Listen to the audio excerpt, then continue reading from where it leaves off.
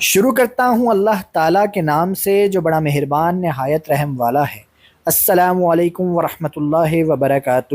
اجرت رسالت کا مہینہ، آل محمد صلی اللہ علیہ وآلہ وسلم پر مظلومیت کا مہینہ اور اسلام کی بقا کا گواہ ماہ محرم الحرام ہمارے درمیان موجود ہے۔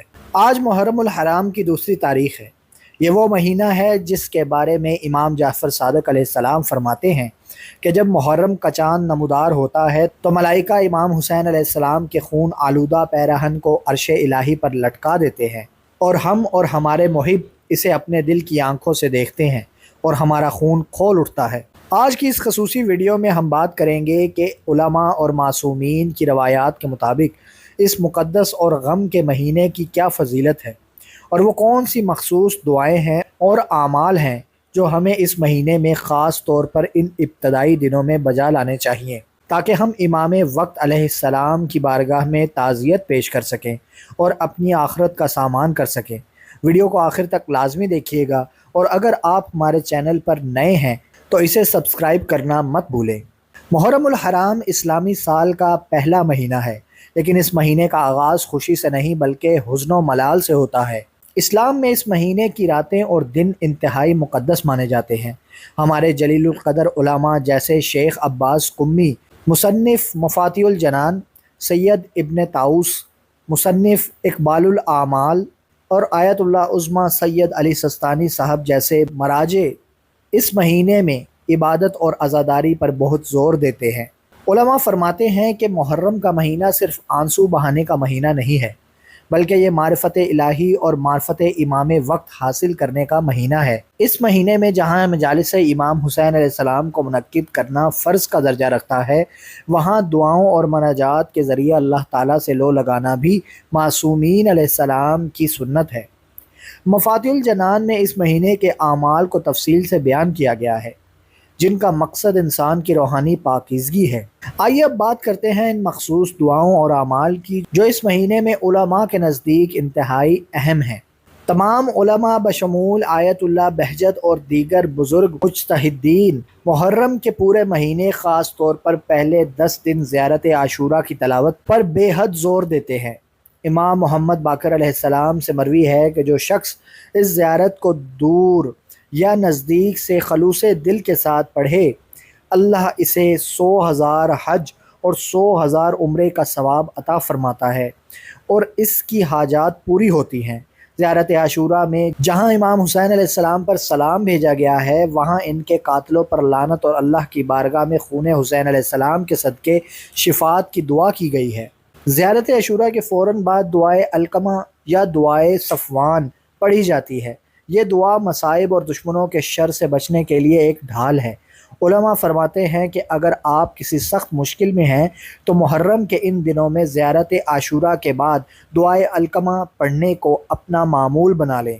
ماہ محرم میں اپنے وقت کے امام مہدی آخر الزماں علیہ السلام کو یاد کرنا اور ان کے ظہور کے لیے دعا کرنا عزاداری کا اصل مقصد ہے۔ علماء فرماتے ہیں کہ مجالس کے بعد یا انفرادی طور پر دعائے فرج کی کثرت کرنی چاہیے تاکہ ہم امام وقت کو یہ یقین دلا سکے کہ ہم ان کے ناصرین میں سے ہیں۔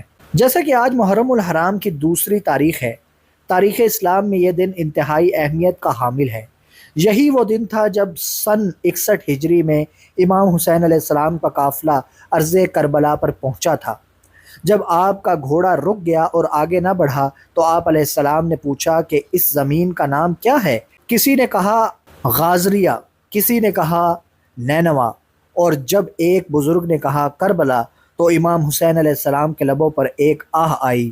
آپ علیہ السلام نے فرمایا، خدا کی قسم یہی کرب و بلا کی زمین ہے، یہی وہ جگہ ہے جہاں ہمارے اونٹ بیٹھیں گے، یہی وہ جگہ ہے جہاں ہمارا خون بہایا جائے گا اور یہی وہ جگہ ہے جہاں ہماری قبریں بنیں گی۔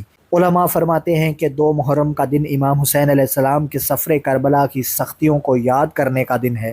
آج کے دن جہاں آپ زیارت عاشوراء پڑھیں، وہاں امام حسین علیہ السلام کے حضور ان کے مصائب پر تعزیت پیش کریں اور استغفار کی کثرت کریں۔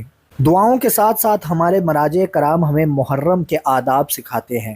آیت اللہ سستانی صاحب اپنی نصیحتوں میں فرماتے ہیں کہ امام حسین علیہ السلام نے کربلا میں تیروں کے سائے میں بھی نماز اول وقت ترک نہیں کی، لہٰذا عزاداری مجالس کے چکر میں نماز واجب قضا نہیں ہونی چاہیے، عزاداری میں دکھاوا نہیں ہونا چاہیے، اور اپنے عمل سے کسی دوسرے مسلمان بھائی کو تکلیف نہیں پہنچنی چاہیے۔